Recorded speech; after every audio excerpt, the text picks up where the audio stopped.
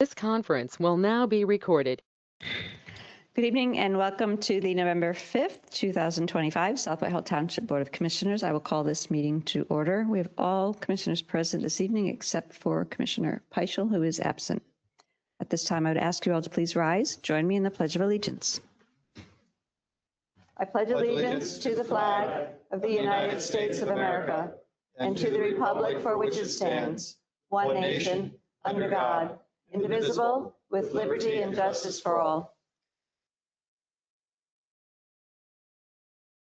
Thank you. I'd like to announce that all public sessions of the South Whitehall Township Board of Commissioners are electronically recorded, filed, and posted to the Township website for public access. At this time, I'll ask our Township Manager, Tom Pertucci, to please review our public virtual meeting rules. Thank you. The public virtual meeting rules are as follows. Courtesy of the floor for non-agenda items will be at the beginning and end of the agenda. Public comment will be limited to 5 minutes per speaker. For all listed agenda items, the board president will call for courtesy of the floor prior to the Board of Commissioners taking action on that specific agenda item. For in-person attendees, please raise your hand to be recognized, then move to the podium when directed. You will be asked to state your name and address for the record and may then proceed with asking your question. For those participating virtually, please mute your microphone or telephone to avoid any background noise that may cause interference during the meeting. The chat box feature will be active throughout the meeting. If you have a comment or question, please type your full name and address into the chat box. The staff member monitoring GoToMeeting will then unmute your microphone and you will have the opportunity to comment or ask a question. Thank you. Thank you, Tom. I'd also like to announce the Board of Commissioners met in executive session prior to tonight's meeting to discuss legal and personnel matters. Agenda item 4 is courtesy of the floor. This is opportunity for any member of the public to address the board on any non-agenda items. Is there anyone present this evening who would like to comment to the board? Is there anyone online with a public comment? Hearing and seeing none, we'll go to agenda item 5, public hearing.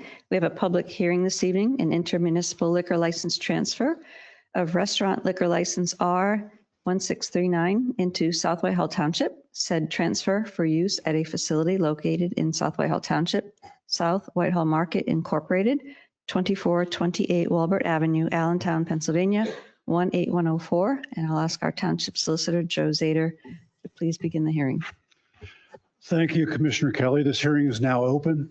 The purpose of this public hearing, like most public hearings, is to inform the public about the subject matter and to provide an opportunity for the board to ask questions and have comments. And if there's any public comment, there'll be an opportunity for that as well. Is the applicant present? Please come forward.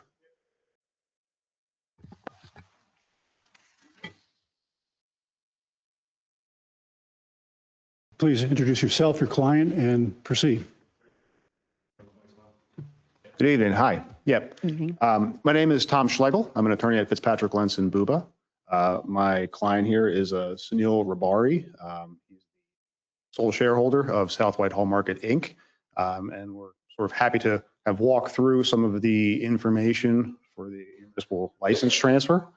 I believe we have submitted a complete application. I guess before maybe we get into a couple of questions on this, just to kind of talk about why this is necessary. So as you may know, under the liquor code, there's only a certain number of liquor licenses permitted in municipality. It's based on the number of residents in the municipality. Presently in Lehigh County, every municipality is over their quota. So to move licenses around from municipality to municipality, you need to appear before the board and have a public hearing to grant a transfer, which is what we're here for tonight. In doing that, you provide notice to the public. The way for that notice is given is set forth under the liquor code. It's public notice in a newspaper of general circulation, done twice, once not less than 30 days before the hearing, and once not more than 7 days before the hearing. That was completed in this case. Your recent ordinance 1104 adopts this standard. Once a intermunicipal transfer is approved, then an application gets filed with the PLCB for transfer from person to person and place to place. That's when the sort of famous orange placard goes up at the property that people see at various restaurants when something's happening with a liquor license. If we get the opportunity to submit transfer application with the PLCB, that'll go up right away. That's part of the process. And that's another way that the public gets notice of these matters. With that, I'd just like to get some information on the record. Mr. Rabari, could you identify yourself for the board? My full name is Sunil Kumar Rabari. And are you the sole shareholder of South Whitehall Market, Inc.? Yes, And where is South Whitehall Market located? 2428 Walbot Avenue. And is that the former location of the St. Luke's Walbert Avenue Medical Center? Yes, And who owns the property? Giovanni Allora. So he's your landlord? Yeah, he's the landlord. Okay, so you rent the property from him, Yeah. correct? Lease. And is it accurate to describe the use as a convenience store and deli? Yes. And is it presently operating? We just opened last week. And do you have a zoning and use permit at the property? Yes, How many days a week is the store open? 7 days a week, What are your regular store hours? 7 to 10. That wouldn't change if you had a liquor license and could sell alcohol at the property. Yes, And how many seats will you have at the store if you acquire a liquor license? 36. And is that somewhat driven by PLCB regulation? And maybe to comment on that just briefly, under the liquor code, a bar license, which is considered a restaurant license, there's a minimum seating requirement of 30 seats. You may see at convenience stores that there's somewhat novel ways to get those 30 seats into the space.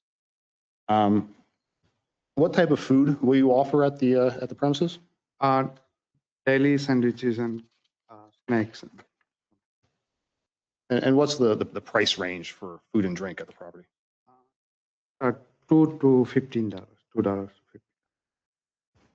Do you own any other liquor licenses at other businesses? No, Do you know, are there other liquor licensees within 200 feet of this property? no, Are there churches, hospitals, schools, public playgrounds, or other charitable organizations within 300 feet of this property? no.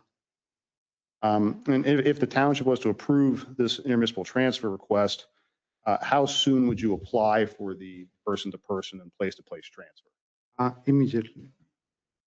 When would you anticipate that being complete? January to February. That's if I do my job. And do you know, are convenience stores and restaurants both permitted by right uses in the underlying zoning district where the property is located? Again? Yeah, so are convenience stores or restaurants both permitted by right uses?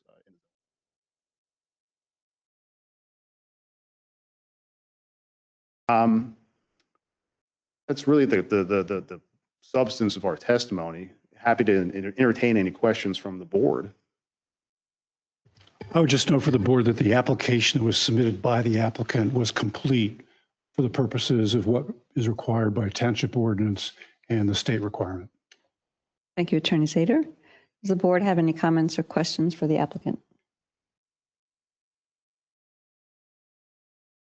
There won't be any seating outside, correct? He asked, will there be any outdoor seating? Outdoor seating? Correct. No. Thank you. Very good. Any other questions from the board? Is there any public comment at this time for the applicant? Is there anyone online with a question on this agenda item? There is not. Very good. With no further comments or questions, I'll close the public hearing. And if you'd like to entertain a vote, that'd be your prerogative, President. Very good. At this time, do I have a motion to approve a resolution of the Board of Commissioners of South Whitehall Township, Lehigh County, Pennsylvania, approving the request of South Whitehall Market Incorporated to transfer restaurant liquor license R-1639 into South Whitehall Township? I'll make a motion. I'll second. Motion second. All in favor? Aye. Aye. Any opposed? Motion carries 4-0. Thank you very much. Good. Thank you. Yep, have a Thank good you. night. Have a good evening.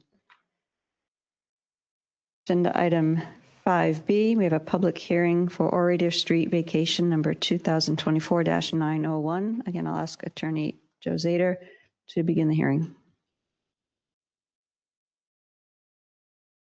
Thank you, Commissioner Kelly. I'll open the public hearing. I'll note that there is a court reporter, Mr. Mack here, who is transcribing should there ever be an interest for transcription after the fact. While vacation proceedings are not all that unusual in Pennsylvania, it has been a few years since we've had one at South Whitehall. So I thought I'd just mention the purpose of a road vacation proceeding.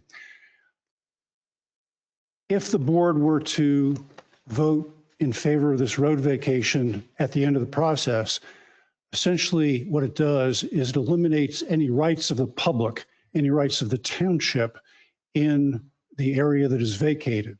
It does not impact any private rights that previously exist or might exist. It only deals with public rights. So here I would note that there's been a petition submitted. By the way, is the applicant present? Okay, if you want to come forward, sir, please.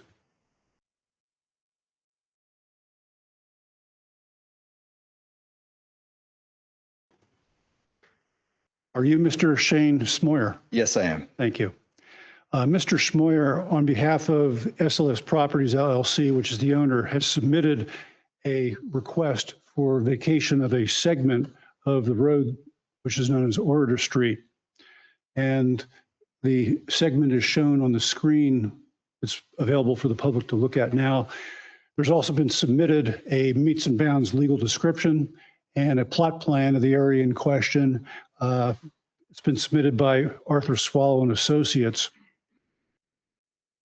I would note that this matter has been reviewed by the township engineer, and the township engineer's comments have been that the road vacation would not likely have an impact on the locale, that the legal description that's been presented is satisfactory to acceptable tolerances, and had recommended that there be any necessary coordination with public utilities and private easements. And I would note that as part of the township due diligence in this, the Pennsylvania One Call system was consulted, and it's been indicated by the One Call system that there are no facilities present by South Whitehall, LCA, PPL, and UGI. I have a few more things I want to cover, but sir, if you would present, please, on what you're trying to accomplish and why. Sure. There was a small strip of property that was for sale right next the little strip. Yes, right there. We were starting to get a lot of people coming by wanting to park vehicles on there, heavy equipment. I didn't want that. I started the process to hopefully take over that alley, preventing that from happening. When we started the process, that was one person that actually was against me taking over that portion of the alley. I since acquired that property, so there's no issues there. Everybody else has taken over the alley. I'm just trying to do it, actually pay tax on it and actually own that piece of ground. So the way I'm using it, it's kind of, I can park vehicles there. I don't have to worry about blocking access to somebody getting through there. Okay, I'm not going to comment on the specifics of that because that's really a private issue between you and neighbors, because the purpose of a vacation is to eliminate any rights of the township, any public rights. Sure. Okay. I would also note for the record that the Township Public Safety Commission has recommended approval. There are no objections from the Public Works Department. The Lehigh Valley Planning Commission had comments, but they're really consistent with what I've mentioned already. I would note that notice was sent to neighboring properties beyond the statutory requirement of just the adjoiners. And as the gentleman has stated, there was only one objection, and that objection has been resolved through acquisition of the property. Is there anything else, sir, that you would like to add? No, that's it. It's just maintaining the current use of the property. I have no plans on doing any improvements to it whatsoever. Are there any comments or questions from the Board of Commissioners? Board have any comments, questions? No. Are there any comments from the public? Any online comments? None. That being the case, I'll close the public hearing. And Madam President, if you'd like to have a vote, that'd be your prerogative. Thank you, Attorney Zader.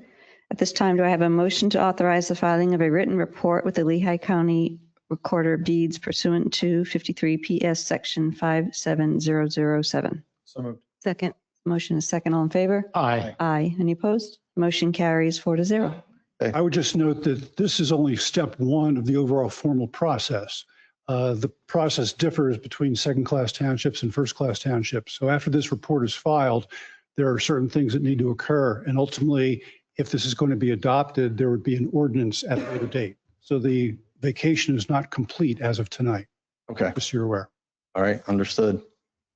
Thank you. Very good. Thank You're you. welcome. Moving on to agenda item 6, presentation. 6A, we have the September of 2025 financial review year-to-date report, and I'll ask our Director of Finance, Trista Dickert, to please present. Thank you. So I just realized I've got 2 presentations here back to back, which means I'm about to bore you with numbers before, again, boring you with more numbers, but we'll get through it. So the full financial packet was forwarded to the Board of Commissioners the middle of October and posted to the Township's website. And historically, what you guys have liked is us just coming here and sort of summarizing that big financial packet into just what each of the funds looks like. So I'll just go through those. As of the end of September 2025, the general fund's actual revenue was at $17,977,799.87. About 86.09% of the projected revenues for the year, and expenses at about 55.39% or $12,604,563.38. For the fire tax fund, our actual revenues right now are $1,388,287.35, which is just slightly above 100%. And the expenses right now are at $620,173.58. And we've hit about not quite the halfway point of fire fund expenses that were projected for the year. Water fund, our actual right now is $3,785,193.67, about 29%. And expenses, $2,581,623.21, about 22%. Sewer fund, the revenues currently $2,859,067.17, approximately 73.39%, and expenses $2,274,715.40, approximately 50%. Refuse and recycling, the revenues currently $3,921,758.77, just about 77%. And expenses $3,542,952.78, approximately 75%. Capital fund, the revenues right now are at about 117.61% or $1,598,329.55. And of the projected expenses, we're about 60.64%. which is also $2,256,151.56. And then last but not least, state highway aid, $731,875.64, and that's just over 101%. And the expenses currently at 84.96% or $848,584.93. And if you have any questions about that summary or the financial packet that was sent the middle of October, we're happy to try and answer those for you. Thank you, Tricia. Does the board have any comments or questions on either of these items? We do not. Thank you. More numbers. Okay. So we're going to take an opportunity to go through what is the first reading of the 2026 proposed budget, which will be available for public inspection tomorrow. Following the budget workshop meeting that we had last week, the 2026 proposed budget books have been distributed to the Board of Commissioners for tonight's first reading of the 2026 proposed budget. So we'll jump right into the general fund. South Whitehall Township is projecting $21.91 million in revenues for the year 2026, which is a 4.96% increase from the 2025 budget. Budgeted expenditures are projected at 21.91 million, which is an increase of, again, which is an increase of 1.66 from 2025. So the total revenues and expenses that are being projected right now for the year 2026 is 21,917,110.41 cents.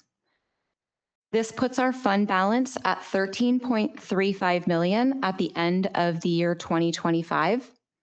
The fund balance policy for the general fund requires the balance be between 20 and 30% of yearly general fund revenues. At the end of 2025, we expect that will be approximately 60%. As of September 30th, 2025, we're forecasting the 2025 cash carry forward to be approximately 4,187,809.87. As of that date, $5 million was still combined with the fiscal stability monies that are earning additional interest. On October 7th, 2025, we pulled $3 million of that back in order to make the 2025 pension payment. The 2025 interest earned to date at an APY of 4.49% on the general fund fiscal stability monies is $380,065.47. So just to go over some notes on what actually contributes to cash carry forward, as that remains healthy, there are a few things that feed this. So it's unspent carry forward from years prior.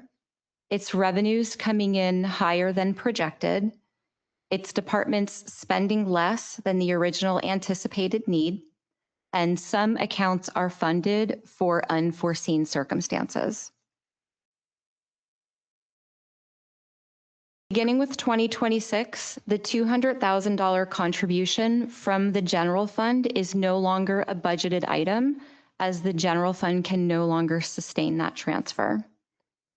Due to an increase in expenses for 2026 and a healthy fund balance at the end of 2024, a reminder that the 2024 audited financials showed that our fund balance was at 56%. And again, the recommendation is 20 to 30% in the fund balance policy. We're using $872,578 of fiscal stability monies to make the 2026 general fund portion of the 2021 general obligation bond payment. While using this would not impact the year 24, in order to demonstrate the impact that would have on the fund balance, it would have taken the audited financials fund balance of 56% and dropped it to approximately 42%. And again, while 2026 would have no impact on 2025's picture, if we're expecting the 2025 fund balance to be approximately 60%, it would drop it to about 56%. Again, still well above the 20 to 30% as required in the fund balance policy. For 2026, budget contributors were asked to apply a zero-based approach when they were considering their needs for the year 2026. As a result of this new budget model and some departments budgeting so closely to their anticipated needs, a contingency amount is being placed in the executive budget for items and expenses that could not have been foreseen. The use of contingency monies is at the discretion of the executive office. And I know we talked about this a little bit during the workshop. I gave a particular object in the finance budget as an example. Every year we carry $1,000 under tax appeals, and every year, luckily, we've not had to touch that. So instead of leaving that at $1,000, we've decided to drop that to zero, and this would be an example of one of those unexpected expenses. So there's no reason to continue to fund a line that we've historically just not been using. Shortly after we decided to take this zero-based approach, we were made aware of a new GASB requirement that's going to be effective with the 2026 fiscal year, and that's GASB Statement Number 103. GASB Statement Number 103 is going to require detailed explanations for all significant budget to actual variances. So we've discussed this with our auditor, and GASB 103 has not really described what significant means. Our auditor gave us a 5% benchmark. So she essentially said any revenues that come in greater than 5% above what's been projected, any expenses that come in above or below 5%, departments that are managing those budgets, those department heads should be prepared to give explanations on why that went above or beyond that 5% threshold. And again, while a healthy cash carry forward every year is nice because it helps to fund the next year's capital requests, we also believe that GASB 103 is going to help us identify those sources that are feeding such a healthy cash carry forward every year. With that, I just have it listed for open time to discuss any items related to the general fund. So I'll turn it over to you folks. Thank you, Tricia. Does the board have any comments on the general fund portion? I just have a couple of comments. Tricia, I want to thank you again. I know I thanked you at our budget workshop for putting this together. Obviously, as the general fund comprises a significant portion of our budget. I want to thank you on 2 points. One, for, again, delivering us with a general fund budget that does not include a general millage rate increase. It's a significant accomplishment year after year, considering tough economic times. And also, I'd like to again thank the entire staff for making the switch to zero-based budgeting. It's something, again, that we've discussed for a long time, and to see it implemented is certainly it's a great accomplishment. And I want to thank all the staff, all the department heads for making that switch, because I know it is definitely a far different approach than what's been done in years past, but I believe a better one. So, with respect to the general fund, thank you for not always easy conversations. Thank you for that. And it really, a lot of hard work went into this across the board. Department heads were asked to look at this a different way than perhaps they're used to, but we all pulled together at the end and made it happen. And, I know I said it during the budget workshop, we're not afraid to, take a chance and see if a different method works. And, we'll see. We're hoping that this is a good tool moving forward. Excellent. Very good. Any other comments? Okay. So we'll move on to the fire fund. South Whitehall Township is projecting $2.88 million in revenues for 2026. This is an increase of 112% over the year 2025. Budget expenditures are projected to be $1.14 million, which is a decrease of 1.6% over the current fiscal year. Revenues of $2,886,000, expenses of $1,141,000 would show a surplus of $1,745,000. The $1,745,000 surplus is due to an increase in revenue as well as an interfund transfer from ARPA in the amount of $1 million. There will also be a transfer of $985,000 coming from fire apparatus, and that's going to help pay for the previously approved fire truck, was approved in 2023, that we expect to be delivered and received finally in 2026. In 2025, the Pennsylvania DCED conducted a fire apparatus analysis on the existing South Whitehall Township fire fleet. The findings indicate that over the next 10 years, we will need a series of major apparatus replacements. For this reason, the proposed 2026 fire budget includes a millage increase from 0.47 mils to 0.75 mils. This increase will allow us to manage those apparatus needs through the year 2035. The projected surplus combined with the $985,000 totals $2,730,000, and that can be broken down as follows.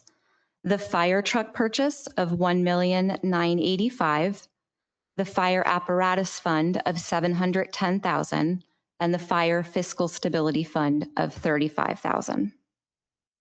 We're forecasting the 2025 cash carry forward to be approximately $832,107. The cash carry forward will be used to get the fire fund through the first 3 months of operations until we start to see that fire tax money come in. That aligns with the real estate due date. So we usually see those revenues coming in at the same time. The 2025 interest earned to date as of September 30th, I should say, 2025, at an APY of 0.67% is $403.38. So just some notes on the cash carry forward.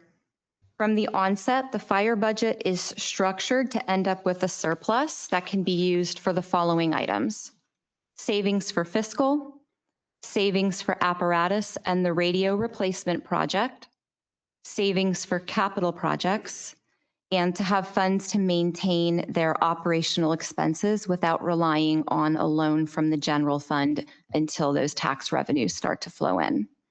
So if anybody has any questions about the fire tax fund, now would be a good time for us to go over those. Tricia, just to clarify, our fire tax fund has been held steady since 2018. Is that correct? That's correct. Thank you. Mm-hmm. Tricia, I do want to commend the Township administration, your finance team, and our fire chiefs for working together to develop a comprehensive plan as we move forward to project costs for replacement of our apparatus. Maintaining a reliable fleet is critical for public safety, and I, for one, am grateful to see the Township projecting out to 2035 to begin to have a good structured plan in place. I do know that the build time on apparatus right now is about 4 years per vehicle. So to have this plan in place and to be able to plan so that we're rolling that forward, I think is very wise. And I think that's a very good plan moving forward. So thank you all for your proactive vision on this. You're welcome. I would agree and just add that given when the fire tax was implemented in 2018, has not been changed at all since. The cost of an apparatus and the delivery time was significantly less in 2018 than it is now after several years of high inflation. So this is a necessity. Certainly would not want any of our fire departments to be left without the equipment that they need. So I appreciate that you've adequately prepared us for this, and also that this will fully fund the fire fund for the next 10 years. Significant accomplishment. So hopefully we'll not have to revisit the fire fund before then. So thank you. I think that independent DCED report was eye-opening, to see just just what we were up against. It definitely was eye-opening. Agreed. Commissioner Johns, did you have any comment? You're good? Okay. Very good. Thank you. So we'll move on to the water fund. As of September 30, 2025, we are forecasting the 2025 cash carry forward for water to be $1,814,533. South Whitehall Township is projecting $10.83 million in revenue for 2026, which is a 16.9% decrease from the year 25. And budgeted expenditures are projected to increase by about 16%, or $12.57 million. So the revenues would be $10,837,535. There's allocation in the amount of $1,790,000.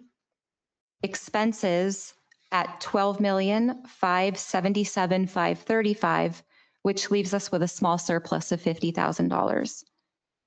Important to note that LCA is raising their water rates by 4.55% for 2026, but at this time, there's no water rate increase being passed on to township residents.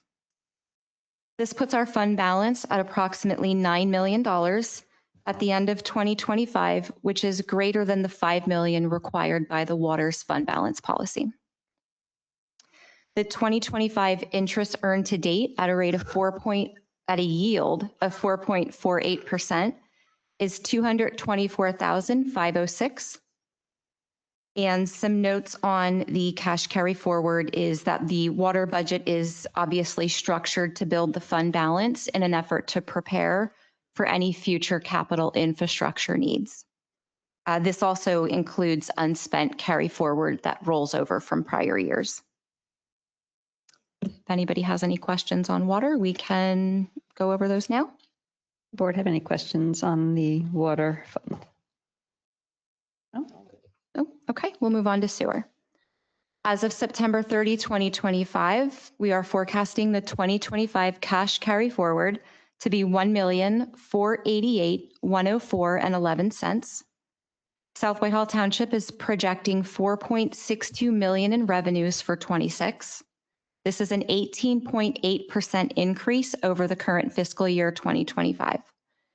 Budgeted expenditures are projected to be $4.62 million, which is also an increase of 18.8% from the current fiscal year. So that's revenues and expenses both even at $4,628,543, leaving us with no deficit, no surplus. There's a proposed 4% sewer rate increase being passed on to South Whitehall Township residents in 26. And again, this is based on the sewer rate study that was conducted back in 2024. LCA is raising their rates in 2026 by the equivalent of approximately 5.5%, and there are several components that make up that 5.5%.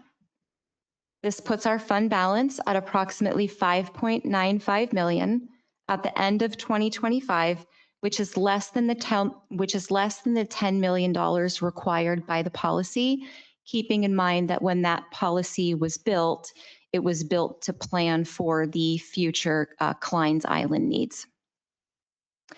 The 2025 interest earned to date at an APY of 4.48% is $140,794.19.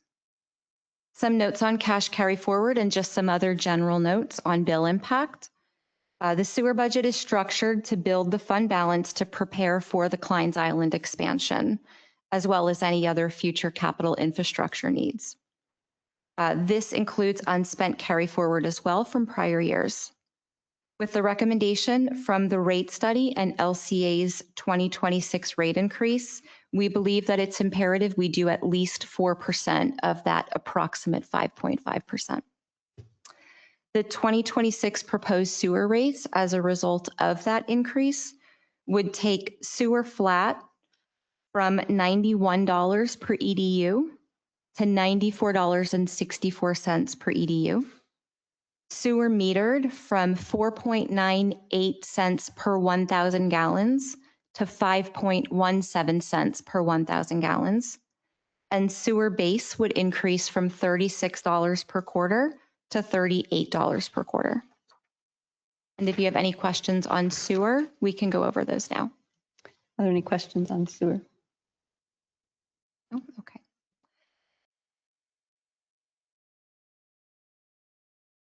Okay, talk about refuse.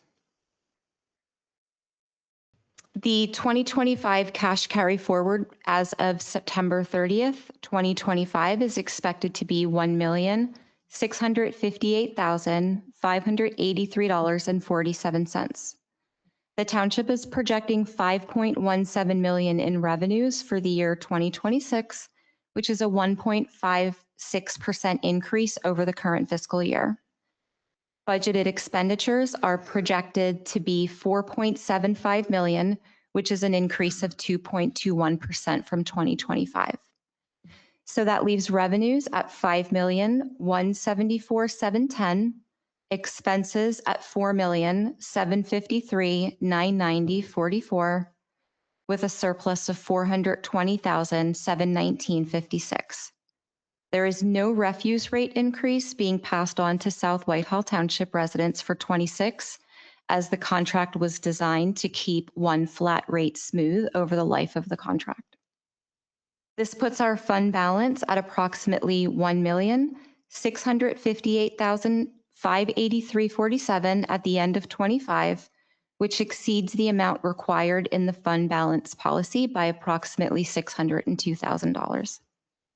The surplus, again, is due in part to the fact that we're in year 3 of the 5-year contract, and that was the effort to maintain one rate over the life of the contract.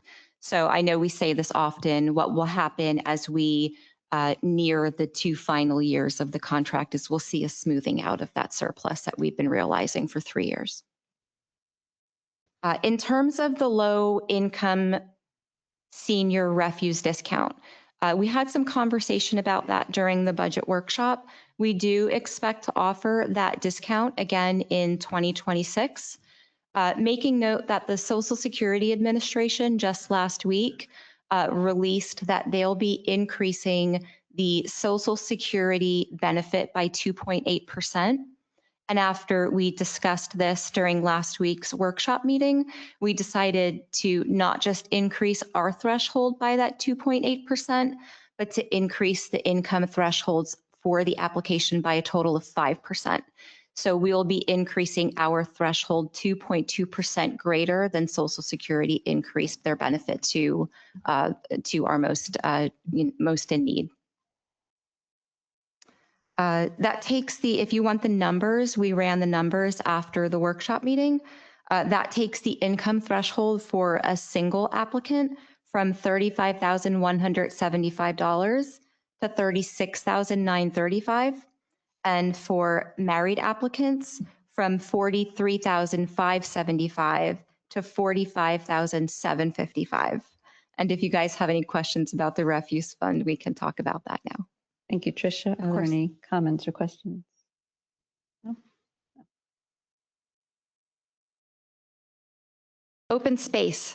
This one was tough the last 24 hours, if I'm being honest.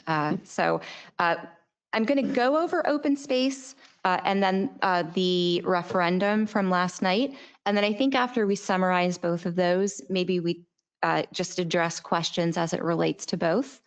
So we'll move on. We'll do open space first. The existing open space, I should call it. The township is projecting 49.6 thousand in revenues for 2026, which is an 8.72% increase over the year 2025. And at this time, we're not expecting any expenses for the open space fund for the calendar year 2026. So those numbers couldn't be simpler, right? It's revenues at 49,613.75, expenses at 0. That leaves our surplus for open space at the same amount we're expecting for revenues.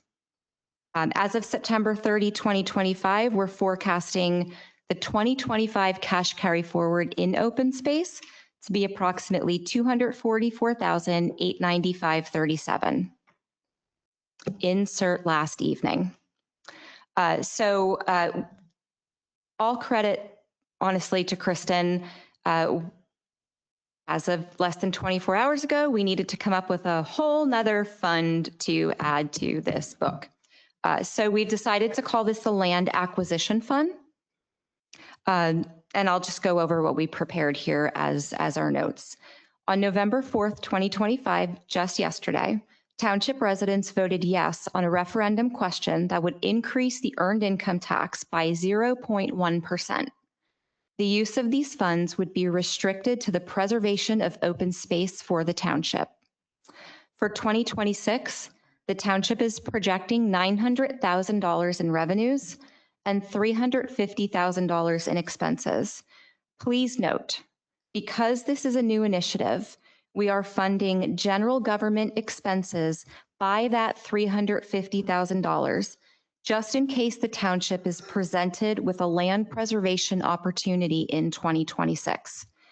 By setting that money aside in the 2026 budget, we would have the funds available associated with a bond issuance and any subsequent 2026 bond payment if that need arises.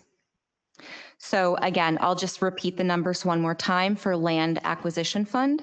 It's revenues in the amount of $900,000, expenses in the amount of $350,000, which would leave us at a surplus of $550,000.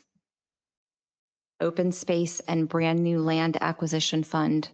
Any questions on that? We can talk them through. Thank you for that presentation, Kristen. Thank you for quickly turning around this information and creating a new fund for not just for the board's review, but for our community who voted to approve this earned income tax, which will give the township an exciting tool in our toolbox, as our residents have been asking for several years now, to potentially preserve open space as it does become available to the township. So I'm grateful to you and the staff for the work that you've done. Thank you. Any other questions? Okay, very good. ARPA fund. I am really hoping to only have to say those words just a few more times. Okay. South Whitehall Township currently has $1,094,085.42 remaining in ARPA funds. Of that amount, $12,800 is what remains to be paid on the PD radio maintenance plan, and the remaining balance is what's being held to pay for to replace the existing aerial that's reached the end of its useful life and serves the entire township. The interest that's been received on ARPA monies to date has also been earmarked for any additional costs that may be incurred from that truck purchase from the original cost allocation in 2023. And I will be so happy when I can finally issue closeout reports on ARPA. We're getting Trust close. me. Yeah, close. If anybody has any questions on ARPA, though, we're happy to answer them. No questions. No? Okay. So State Highway 8 is projecting $706.5 thousand in revenues for 26. And over the year 2025, that's a 1.68% decrease. Budgeted expenditures are projected to be $706.5 thousand as well, which is an increase of 4.38% from 2025. And that's revenues and expenses coming in at exactly the same number with no surplus, no deficit. As of September 30, 2025, the forecasted cash carry forward for the year 2025 is $481,543.16. For 2026, we're estimating to need $436,000 for street lighting electricity. Due to the increase in costs and the reduced amount that we're expecting in liquid fuels money, it only leaves about $355,000 to cover those street lighting costs. As a result of that, we've built $81,000 into the Public Works general fund budget to cover those additional costs that we expect to realize on street lighting. It's just a matter of what we're getting from liquid fuels. That amount is just going down. So the Public Works budget is going to pick up the balance of that $81,000. Anybody has any questions on State Highway aid? Okay. Debt service. So we'll just go over our debt. The total debt payments for 2026 will be $1,138,580.30, and we're just going to break down that full number. The 2021 general obligation bond for water is going to see an interest payment of $17,552, a principal payment of $169,969 for a total of $187,521. And the general fund is going to see an interest payment in the amount of $327,548, principal of $545,030 for a total of that $872,578. New for 2026 is the bond payment that we're going to make for the radios, keeping in mind that the bond payment we're making for the radios is going directly to the county interest-free. But it does touch 3 different units. So I'll just break down the impact that that radio bond payment has on those 3 units. So the fire tax for the 3 stations, the 2026 radio bond payment would be $161,657.63. Citronia ambulance, which I remind you is also a reimbursable, is $91,978.04, and emergency management, which touches the general fund, of $12,366.63. So those 3 amounts are the total amount that we will be paying to the county for the 2026 radio bond payment. Do you have any questions about debt? We can talk about those now. Okay, capital. Capital is usually your biggest stack of papers in the budget. This year, we tried to add a little bit more by way of capital improvement plan. So at the end of the budget book, you'll see a summary of a 10-year capital improvement plan. So for 2026, capital requests totaling $4,853,625.75 have been submitted to the full board for review and consideration. When capital requests are submitted, the funding sources for those requests come from several places. It's grants, it's interfund transfers, it's carry forward from the year prior. For 2026, however, we identify the funding sources for the capital projects to be as follows.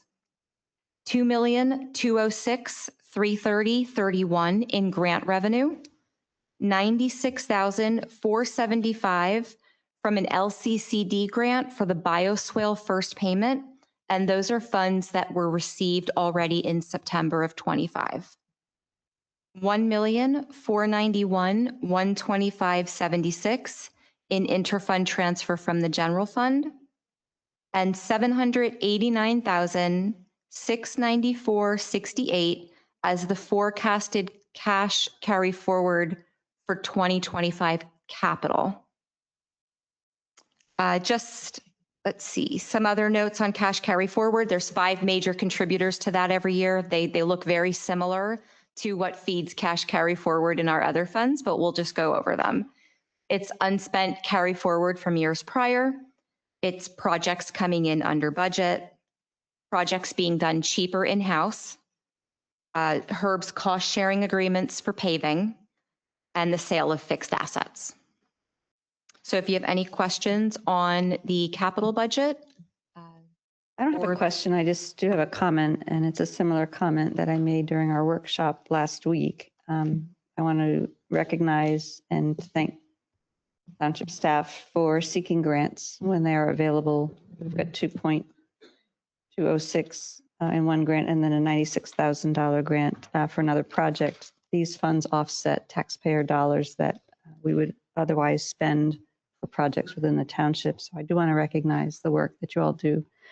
And also the planning and the work that's been done to continually maintain and improve our infrastructure with the implementation of a road maintenance plan has just been fabulous over the last several years. I've heard multiple comments from residents. I'm very grateful for that plan. So I just want to recognize Herb and your team for that as well.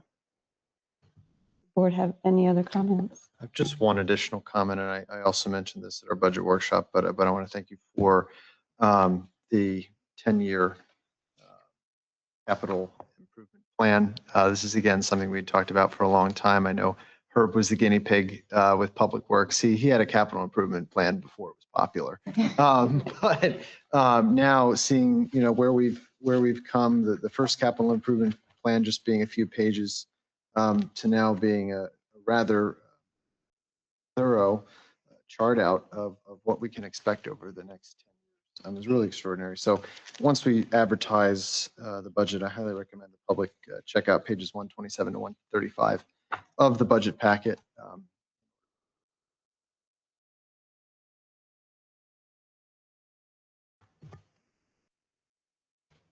I appreciate that we have a plan. It's a blueprint for how we go forward. So thank you so much for that.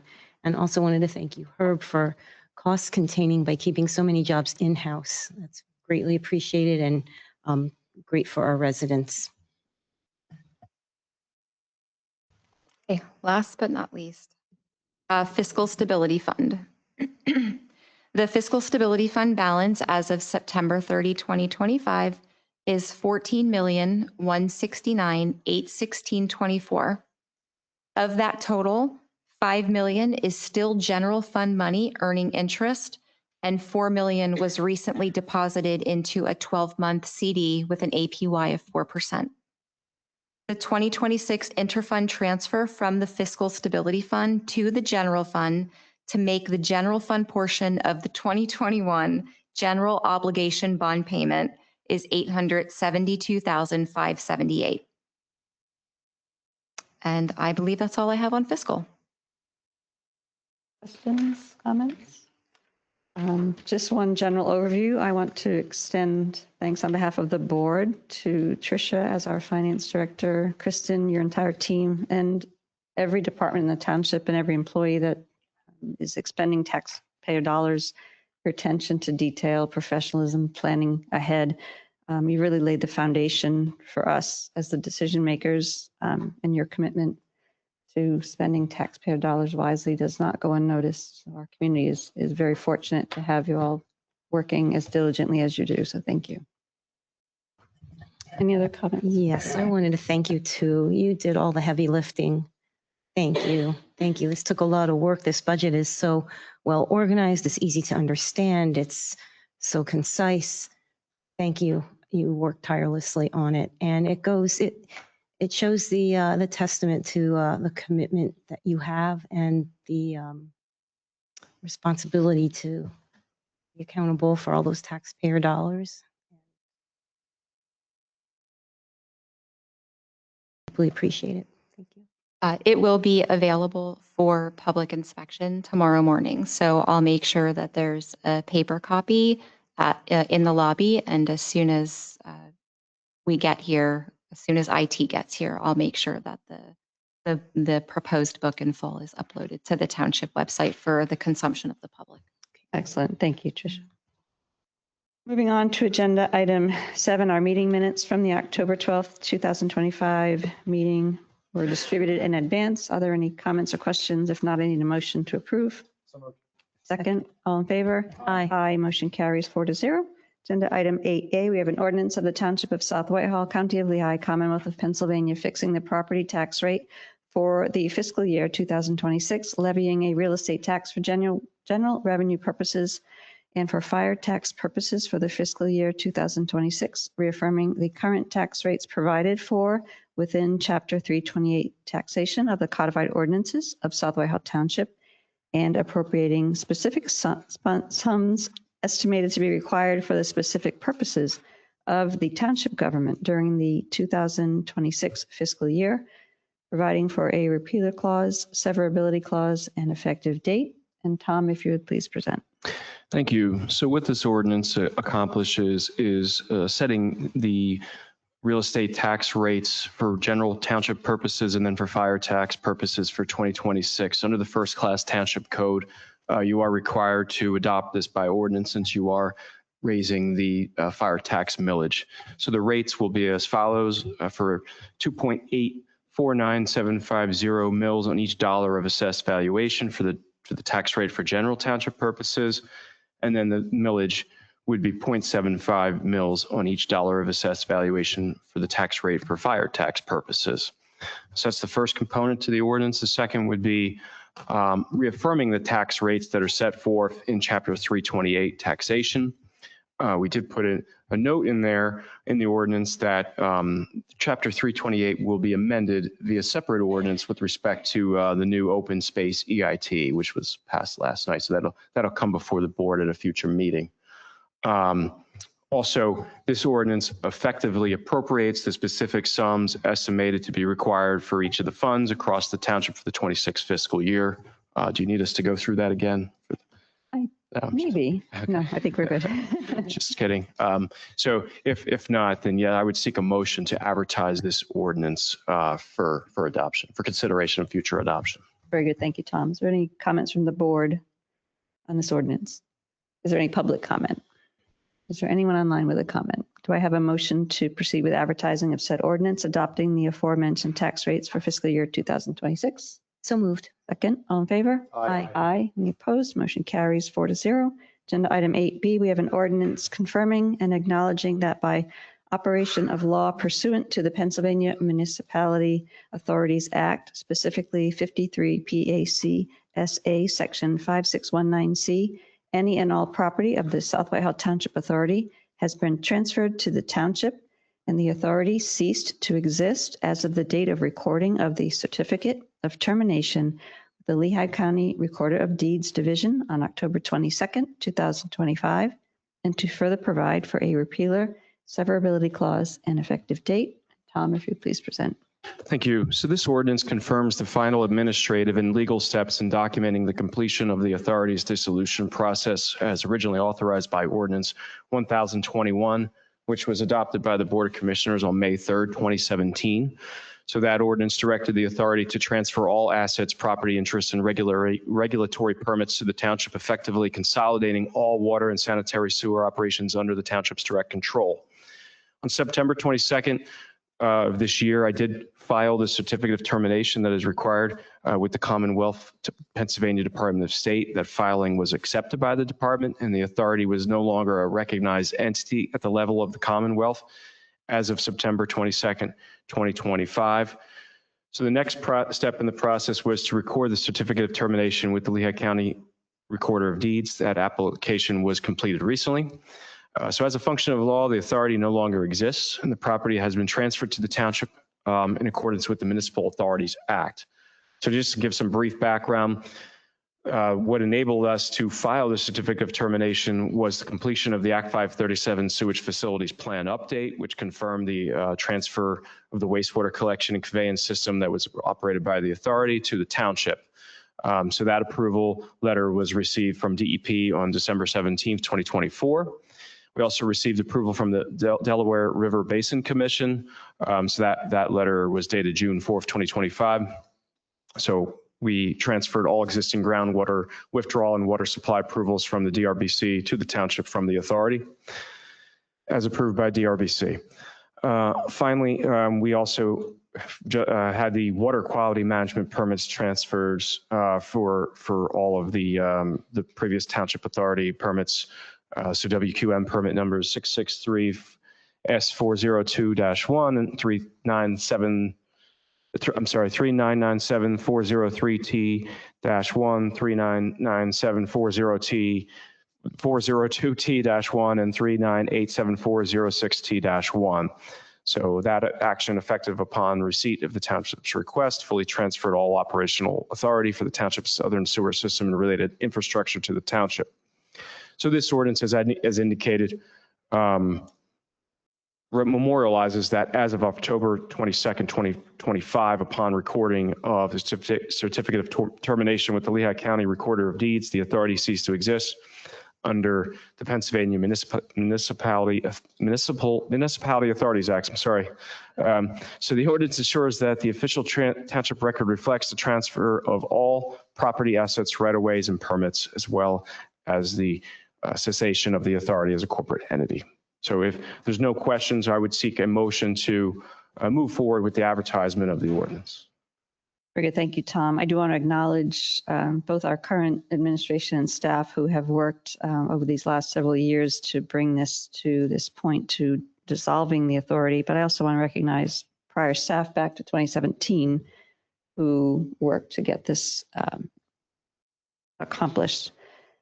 Does the board have any comments or questions? Or any public comment on this agenda item? Hearing and seeing none, do I have a motion to authorize the advertisement of said ordinance? I'll make that motion. Is there a second? I'll second. Motion is second. All in favor? Aye. Aye. Any opposed? Motion carries 4-0. Thank you, Tom. Agenda item 9A, we have a resolution granting preliminary final approval to a major plan entitled Tillman Holdings LLC 2024-102. Ask our Director of Community Development, Dave Manhart, to please present. Let me just get the, so this is an application to further develop the property located at 4750 West Tillman Street. The planning includes the expansion of an enclosure for building footprint for multiple retail uses. And then there's also a outdoor storage component with this project. It's at the Ollie's Just Cabinet facility. We've had this project has been bouncing around between boards for a little while now. So it's nice to finally see them here. At the time of writing this memo, there was a request submitted for a waiver grant building permits prior to plan recording. That's typically a waiver that we bring to the Board of Commissioners because usually there's a time frame in between. So any planning commission recommendation wouldn't necessarily, we wouldn't have all the facts for that. So it's common for the Board of Commissioners to see that request. At the time that I wrote this, we didn't have any backup information. More information was submitted Friday afternoon. Have yet to have a chance to go over that. There's also been, the township reached out to PennDOT. There was some lingering questions related to the driveway. We facilitated a meeting with the applicant and PennDOT, and that was just yesterday. So there's a lot of things happening. So with that, the applicant is here to answer questions and discuss the project, some of the latest things that are happening. Very good. Good evening. Good evening. I'm Julie Wagner Burkhart. I'm with Stevens and Lee. I'm land use counsel for the applicant. And we are very glad to be here tonight, finally before you for the preliminary final plan approval. And that was a very precise and good summary of what we are here to do tonight. And with the addition of the waiver request to seek building permits. And to that, I'll just give a little bit further background. This is an existing structure, and the building permits that would be sought are for internal tenant fit out only. There's no ground disturbance being proposed. So it's a fairly, non-invasive type of activity that we are anticipating. There's a tenant ready, willing, and rearing to go in this space. They are losing their current business home very soon and are eager to find residency here in South Whitehall Township as a commercial business. And actually the Kellys for Kelly Electric, they're here this evening and certainly willing to introduce themselves to you as the ultimate tenant for that space. I also, Bill Erdman, who's from Keystone Consulting Engineers, he's the project engineer for us. If you'll indulge him, he'll go through some of the items that Dave Manhart referenced as being things that we can kind of check off this list that were conditions of approval or remaining conditions. There's a number of things. There's very, very little left that wouldn't be considered just administrative in nature in our view. So Bill, I'll turn over the microphone to you and let you go ahead and do that and touch upon the bigger highlights. Okay, as Dave alluded to earlier, we dropped off a complete packet of information on Friday. I know it was the 11th hour. I can tell you that there were a lot of last minute things, primarily with PennDOT, which culminated in the meeting yesterday morning to resolve the PennDOT issue. But that packet was delivered. I didn't know if Dave would have a chance to review it. He just said he didn't. So it's up to the board. What I can do is go through item by item, because I can tell you in very round numbers, 29 conditions, there's only 9 left, all of which are conditions of approval. So if you want me to go through item by item, I can do that, but that's up to the board as to how you want to do that. And there are a couple I'll elaborate on because they're bigger issues, I'll say. So Dave, could you provide guidance for the board on these conditions? Clearly, if you haven't reviewed them, I don't. Yeah, so most of the conditions, as we typically see with land development, the first 10 or so are usually review of either third parties or agencies or advisory boards. There's some new conditions in the resolution based on some of the PennDOT conversations. There are additional conditions that were put into the resolution or the draft resolution explicitly requiring the plan to be recorded prior to CO. So that's something that is kind of always, it's typically the plan needs to be recorded prior to permits being issued. So we would we kind of flipped it just in case that waiver was granted. I think a lot of and Tony can probably jump in a little bit, is there's the issue with the driveway with PennDOT. There was a deferral by the Planning Commission for a sidewalk in front of the facility. And that is a pretty big undertaking, and PennDOT, the review cycles for that are extensive and can take a long time. So we also built in some security, posting of security for that deferral to ensure that the applicant moves that forward.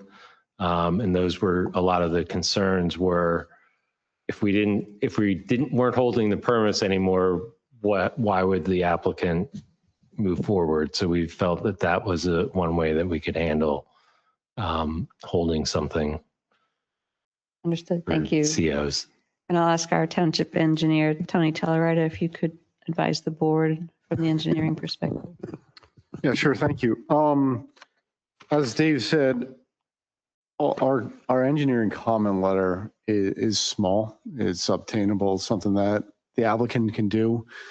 Like Dave said, the issues are really with PennDOT, which is an outside agency. We did have the meeting. We spoke of it.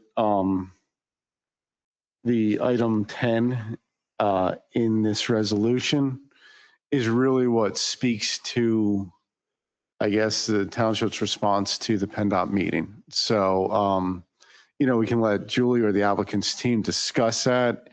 If it's acceptable as written, the engineering is acceptable with it.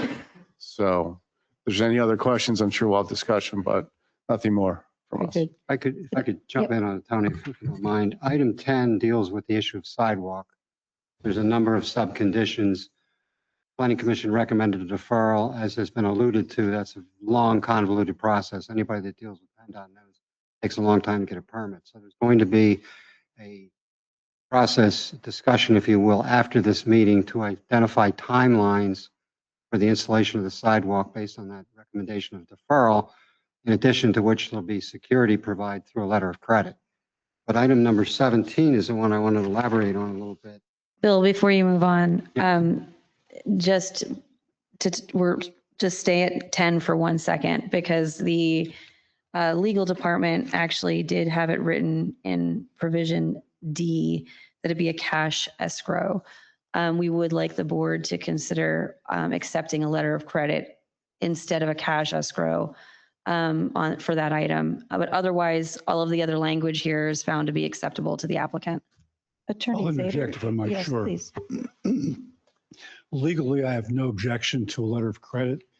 If the board would see fit to pass this resolution this evening and honor the request of the applicant for a letter of credit rather than a cash escrow in paragraph 10D on page 4 of the draft resolution, my suggestion would be that the resolution be adopted subject to modification of that particular provision by the township solicitor. Very good. Thank you. And does the Community Development Department have any comment on this particular? We generally defer to legal on. Okay. Very good. Thank you. Oh, if I could, and glad you jumped in, Julie, on that. I forgot about that issue. Thank you. Item 17 is the one that's really the primary focus of that meeting with PennDOT yesterday. We've been at this process for well over a year, trying to get PennDOT to agree that this existing driveway, which was approved in 1983 as a low-volume driveway, is still a low-volume driveway, and therefore the existing permit is applicable. It took forever to get to that point. We provided traffic count data. A low-volume driveway allows up to 1,500 trips per day. We did a traffic count of all the existing uses. We did projections on the proposed uses, and the sum total of that was less than 1,500. That was presented to PennDOT yesterday at the meeting. The end result of all that is that, number one, they want a transfer of the permit because it's in the name of the previous developer. Joe has actually sent that to that other party today to have them sign it. Along with that, PennDOT wants the traffic projections. They've already seen them, but that would be included with that form. And then finally, there will be a sketch with that that's based on a meeting we have Monday morning with Ted Fenstermaker at PennDOT to define the quote unquote improvements. When Mara at PennDOT said the driveway is acceptable as it is, but requires improvements, repairs, call it whatever you want. So we're going to meet with Ted Fenstermacher on Monday. We already had one meeting. Monday, we're going to meet with him, specifically define those improvements. Generally, what that's going to be is replacement of broken curb, primarily in the radius or apron part of the driveway, and milling and paving of the driveway. And the reason it's milling and paving is that there's no evidence that the subsurface has been damaged. It's just literally the fact that paving has been there perhaps 4 or 5 decades now and is just breaking up. So we're going to define that with PennDOT to their satisfaction. Once PennDOT receives that information, that satisfies PennDOT as it relates to the driveway. Sidewalk's a totally separate issue. That application would be submitted at some later date. So that's basically the end result of, I'll say, extensive discussions with PennDOT over well over a year. So that's under control. That's in hand. Tony was at the meeting. Jen was in on the meeting. I think everybody left there felt that that was a good resolution of the situation. Bill, I have a question. Yes. Non-residential properties such as this, they get transferred all the time. I've handled thousands of closings myself. Right. I've never seen a PennDOT requirement for transfer of the HOP for the driveway before. I said Why that are they as well. requiring that? I said that as well. Generally, that's handled through the assignment itself. Yeah. So They actually have a form for it though, Joe. I had the same reaction, but then Mara sent a form over and Joe has it right here. So it's a simple 1-page form. We don't have a problem with it, but it's an unusual request, to be honest with you. but it's going to be something we can comply with. Yes. So There are a lot of property owners out there that can't comply if it's after the fact. That's really odd. Well, that was Yeah. the big question. Unfortunately, Joe's familiar with Republic, which was the one the permit was issued for. So he's able to reach out to him. But if they had not been in business or didn't exist anymore, I'm not quite sure. We never got to that, fortunately. But yeah, it was an unusual request, but it was simple enough to do to say, hey, glad we're where you are. We'll provide that form, no questions asked. and the improvements that are happening there are under the existing permit in the like maintenance responsibility part of it. It's not a new improvement. It's just maintenance and repair of wear and tear.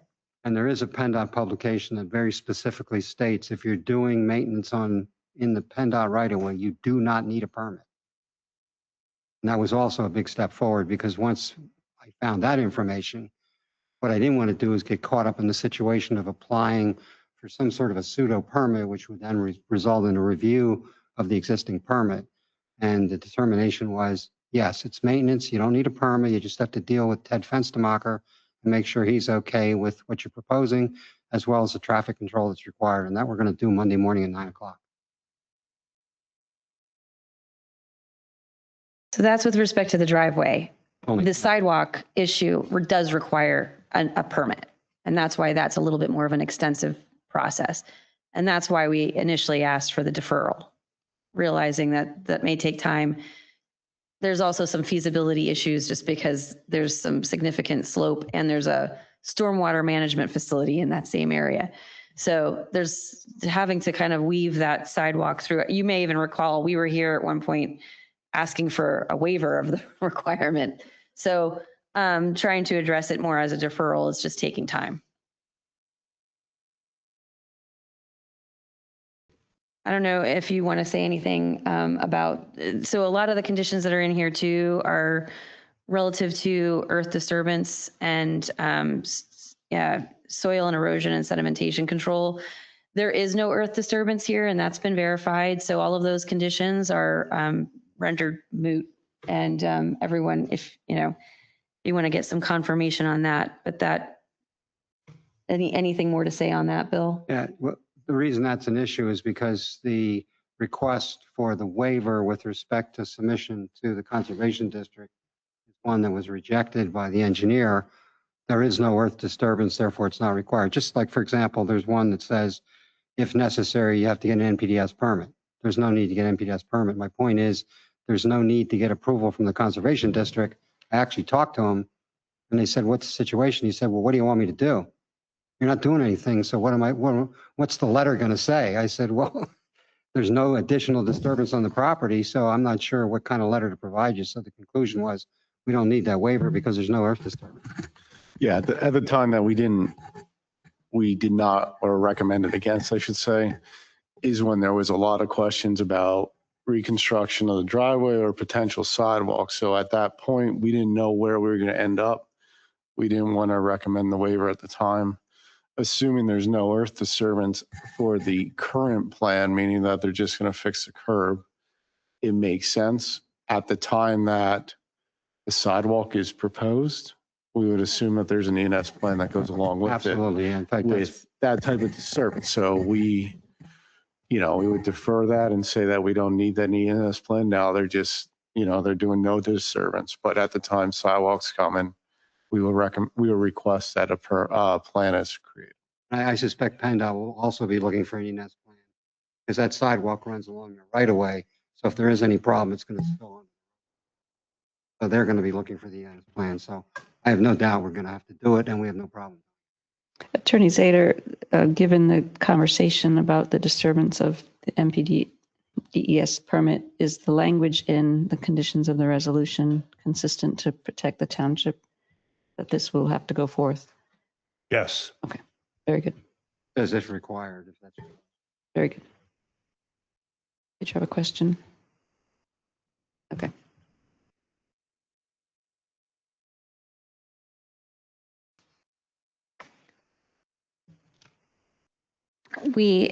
To that point, I think in the most recent waiver request letter, the waiver request pertaining to 312-39 subsection E that deals with the soil erosion and sedimentation control was withdrawn. So in the resolution on the last page, it says it is further resolved that the request to waive the requirement of section 312-39E of the subdivision and land development ordinance for soil erosion and sedimentation control is hereby denied. It's no longer, there's no action needed on that because it's been withdrawn. And which item number is that on the condition? It's not numbered on the resolution. It's just on the last page of the resolution. Yes. There's two paragraphs that begin, it is further resolved. The first one addresses what Julie just referred to.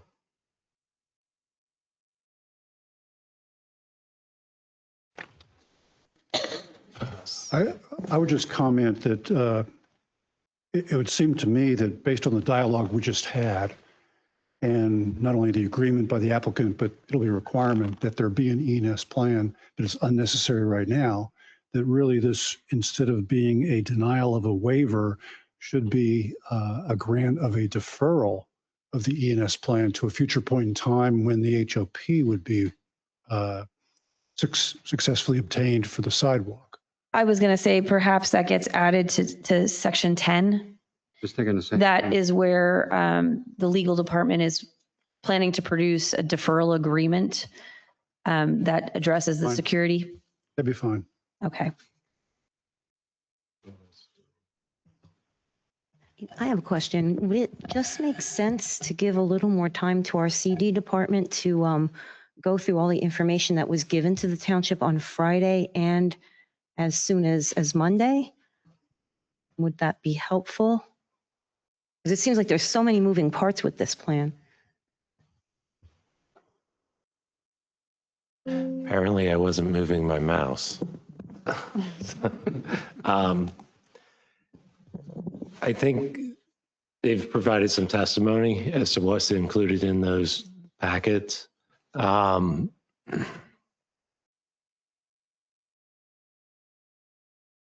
think for the issue with granting of the waiver for the building permits is to make sure that the plans get recorded. If there are other provisions in the resolution that guarantee that hold some weight, that the plan will be recorded, that kind of assuages that concern. So that's kind of where I'm leaving it, and I don't, because Bill's kind of alluded to that what's in the packet and the conditions are easy to meet, but I don't have a comment on that at this time. But again, most of the review letters are clean. Tony mentioned that his letter has minimal comments. And it's just making sure that we have protections for the township moving this project forward. That's kind of the bottom line and what I'm concerned about.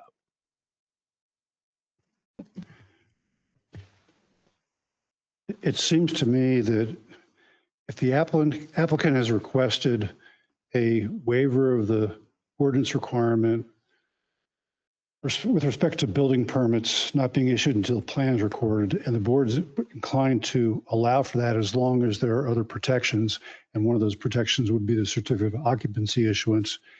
And we've talked about the E&S plan. We've talked about the change to the letter of credit. We've talked about elimination of one of the resolutions on the last page. I would like to have until the next meeting to get this sorted out, revised, and in a format that's satisfactory, rather than trying to pen changes and rely on the meeting minutes.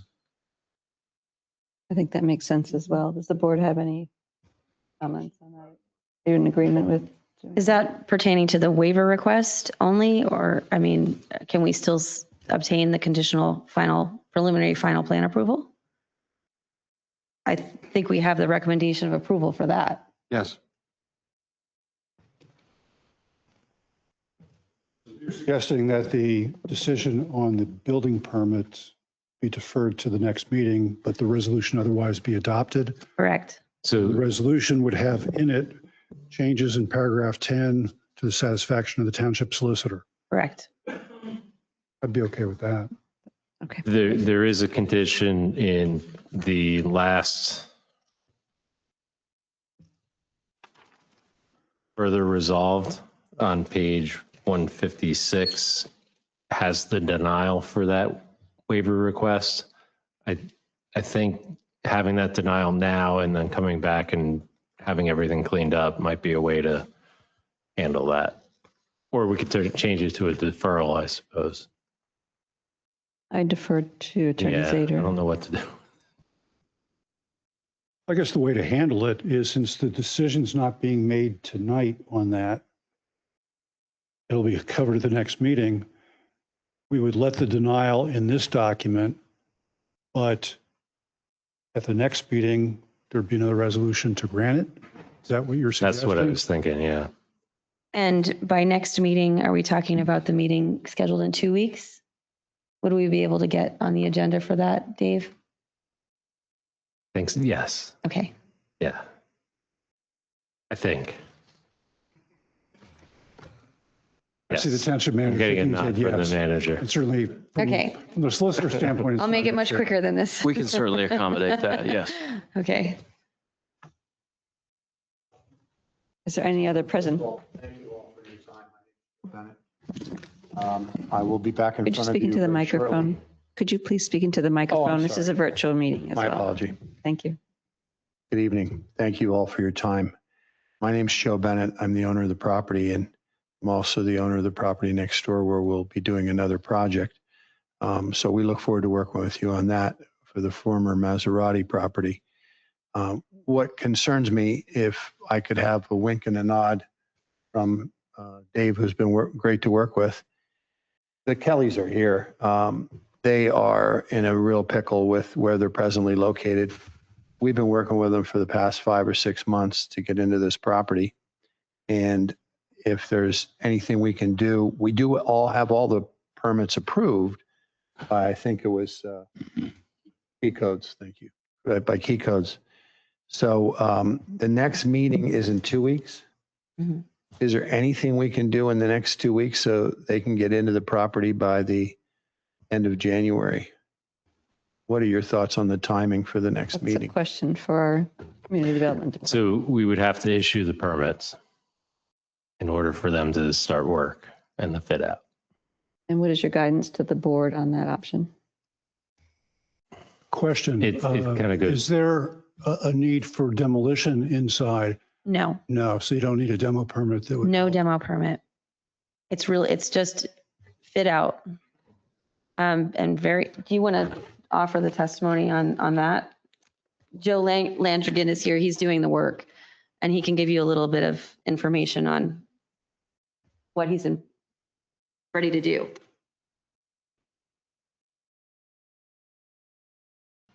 I'm the president of Sage Design Build. We would be the general contractor performing the work for Kelly Electric. I think as David said, the permit was reviewed by key codes, so it's ready to be issued. The type of work that we're doing is essentially an interior tenant fit out for their space. Generally, it's office and some storage space for them. So it's consisting of metal stud, drywall, electrical, lighting, ceilings, and flooring type of work. There's no exterior work going on. I don't know if there's any other questions I could answer as it relates to the type of work that we're doing. The other thing I'd like to add is we're going to post a $50,000 letter of credit that ensures that the sidewalk work, anything else that the township requires will be done. So we certainly also it was requested that we put grass where there was stone. We did that. We did that promptly about 2 weeks ago because we wanted to show our good faith and have that completed. It looks great. Unfortunately, we got a little rain and it's growing nicely. So one of the things that is unique and different about this project is there's essentially no outdoor work or site work required. It's all interior fit out. And one side of the coin is if we have the plan recording prior to CO and the applicant signs that document that they're not getting a CO until that plan's recorded, which includes the posting of the security and all the other conditions. And all we're talking about is interior fit out. That's not as, I would say, risky of a decision. So there's a level of comfort with that we're not talking about life safety, parking configurations and truck movements and things like that. Everything, all of the site work is already completed. It's really the driveway and the sidewalk is what remains. So you would suggest to the board you have no objection to moving forward? Dave, he won't be able to get inspections though on the work that he's doing without a permit. If the permits are issued, yes, he'll get inspections. Right. Yeah. I mean, Kiko's funny that way. What's that? Kiko won't inspect it with. No, they won't until it's issued. Right. And there's fees with issuance and And again, Attorney Zader, on this issue of the permits in advance, is there any legal advice to the board? It seems to me that when you look at condition 20 in particular on page 6, it clearly says the plan must be recorded prior to the issuance of a certificate of occupancy and a zoning certificate of use. So if you were to adopt this resolution this evening, modify on page 8 the final, it is further resolved to grant the waiver so that building permits can be issued prior to recording of the plan. And the resolution is adopted subject to modification of paragraph 10 to the satisfaction of the solicitor. From my perspective, particularly recognizing all this dialogue, that the applicant and the Kellys know that until the plan is recorded, you can't operate your electric business and you cannot occupy the facility. With all that on the record, from my personal perspective, I think legally you're covered. It then turns on being a policy issue for the board. Thank you. Okay. And from Township Manager, is there any additional information that you? No additional comment. Okay. So at this point, is the board agreeable to moving forward with the amendments that Attorney Zader has explained to us? I am. I would agree. If staff, I agree. if staff and the solicitor have no objection, given the circumstances, I would be perfectly fine with proceeding. Monica? Okay. Just to jump in, should we get the acceptance of conditions as discussed or, okay, there we go. Thank you. Before we call for a vote, is there any public comment on this agenda item? Is there anyone online with a public comment on this agenda item? Okay, before I call for the motion to adopt, Attorney Zader, would you please specify the changes to this resolution before it's adopted? I will. I believe your proposed motion would be to adopt the resolution as set forth in the board's packet, and I believe available online prior to the meeting, with the following changes. On page 8, the first paragraph that starts out in bold, "It is further resolved," would be eliminated. In the second paragraph that begins, "It is further resolved," rather than saying at the end that it is hereby denied, it would say it is hereby granted. And the entire resolution would be with the caveat, the understanding that paragraph 10 is going to be modified to the satisfaction of the township solicitor. Specifically, paragraph 10D is going to be modified to address a letter of credit rather than the cash escrow. And there'll be a provision added to address the erosion sedimentation control plan for the sidewalk and the ability of the township to use the letter of credit should it become necessary, and any other provisions as already provided for in paragraph 10. Does the board understand what I just stated? Yes, the board understand, Does the applicant understand what I just stated? and everyone's in agreement. Do I have a motion to adopt said resolution as delineated by Attorney Zader this I'll evening? make a motion. Second. Motion is second. All in favor? Aye. Aye. Any opposed? Motion carries 4-0. Very welcome. Thank you all. Good luck with your project. Thank you. Thank you, Attorney Zader and Tony and Dave. You're welcome. Agenda item 9B, we have a resolution of the Board of Commissioners of the Township of South Whitehall, Lehigh County, Commonwealth of Pennsylvania, approving the settlement stipulation agreement regarding Westfield Corporate Holdings. And Tom, if you please present. Thank you. So Westfield Corporate Holdings had filed an assessment appeal regarding their commercial property located at 4905 West Tillman Street. So the Lehigh County Board of Assessment Appeals initially assessed the property at just over $5 million for tax year 2025. So following negotiations, the parties entered into a settlement stipulation, and the township is one of those parties. We entered our appearance on all the pending appeals earlier this year. But the settlement terms are as follows. Fair market value adjustment. The property's fair market value shall be set at $8 million commencing January 1st, 2025. The taxable assessed value shall be set at $4.256 million effective January 1st, 2025, and will remain in effect unless changed by future assessment appeal or countywide reassessment. So the base amount of the change is $2,649.16. So if they were to pay discount, the amount would be $2,596.18. So I'd ask for a motion to approve the enclosed resolution that was in your packets, authorizing the township solicitor to execute the stipulation to settle on behalf of the township. Very good, Tom. Thank you. Does the board have any comments or questions on this resolution? Any public comment?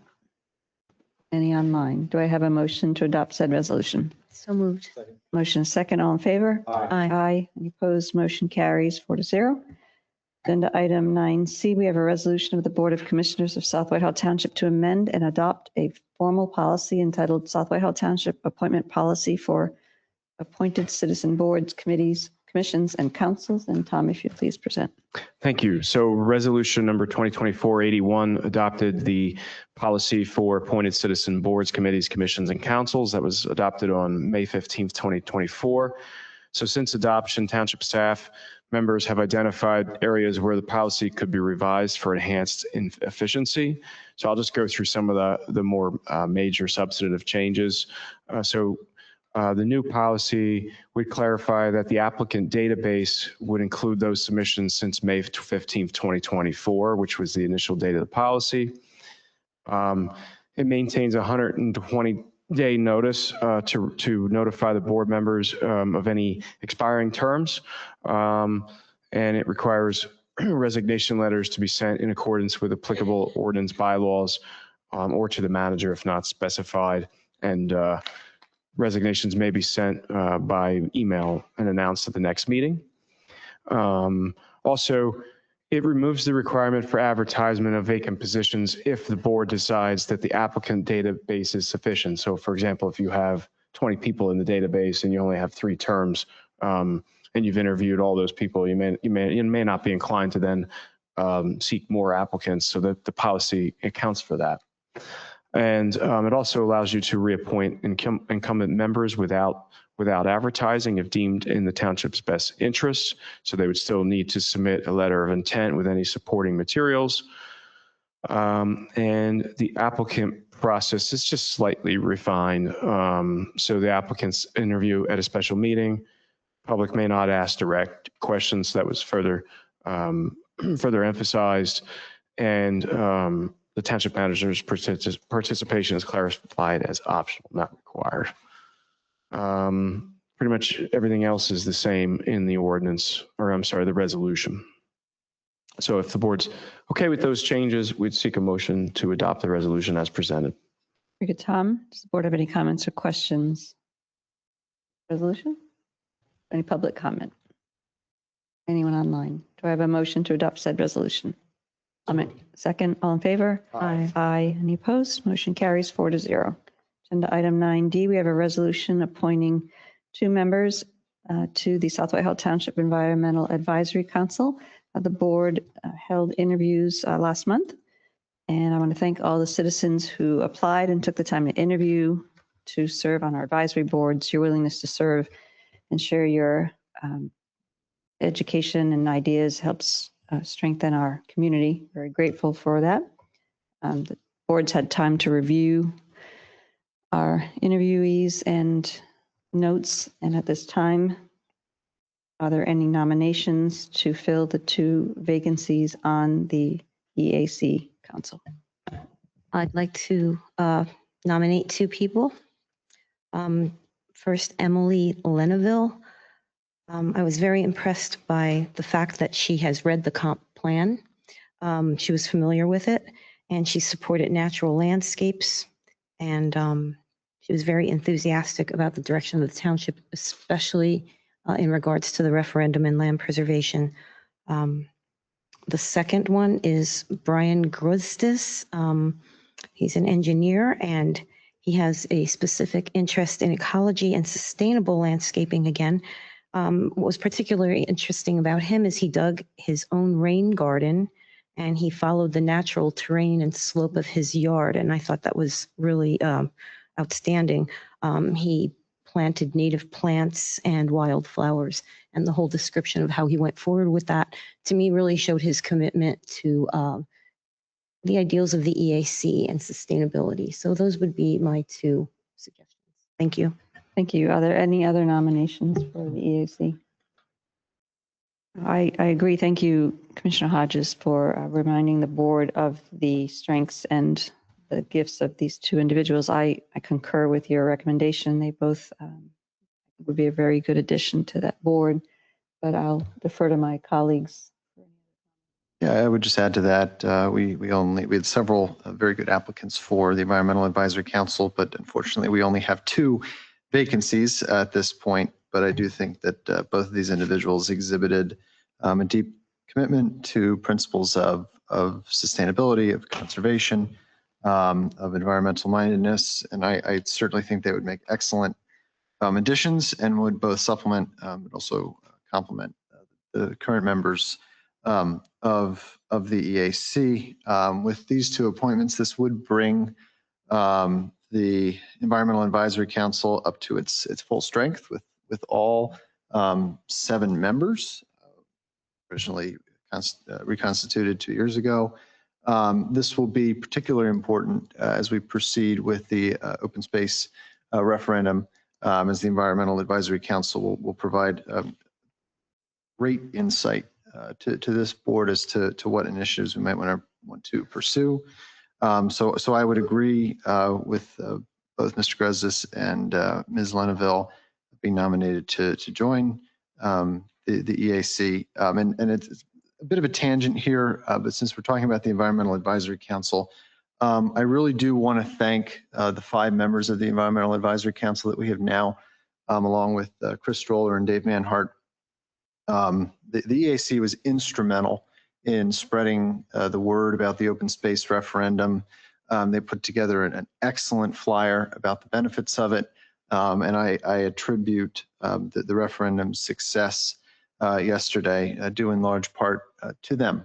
So I want to thank the 5 wonderful individuals we have on the EAC. You've given so much life to that board after it was dormant for several decades, and I look forward to bringing it to its full strength and adding 2 members. Very good. Well said. Any other comments? We're good. So we have a motion to adopt said resolution appointing Ryan Rutzig and Emily Lenaville as members to the South Whitehall Township Environmental Advisory Council. So we have a motion from Monica. Is there a second? I'll second. Motion and a second. All in favor? Aye. Aye. Any opposed? Motion carries. And I know that we had several interviewees for this particular committee, and we will keep these applications and interview notes on file for future openings as well. Agenda item 9E, we have a resolution to appoint 2 members as alternate members to the South Whitehall Township Zoning Hearing Board. Same comments as earlier. I appreciate the citizens who took the time to interview with us and their willingness to serve. Do any board members have members that they would like to nominate? I do. I have 1 nomination for alternate for the South Whitehall Township Zoning Hearing Board. That is Mr. David Melman. Attorney Melman is with us tonight. Thank you for being here, sir. I just want to thank him certainly for applying for the position.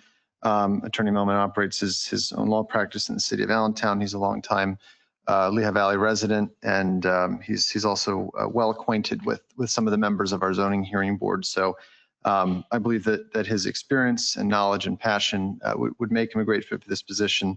And truth be told, I think there will be little to no learning curve for you, sir, if you are selected for this position. So with that, I would make a motion to adopt a resolution appointing Mr. David Melman as an alternate member. I'll second that.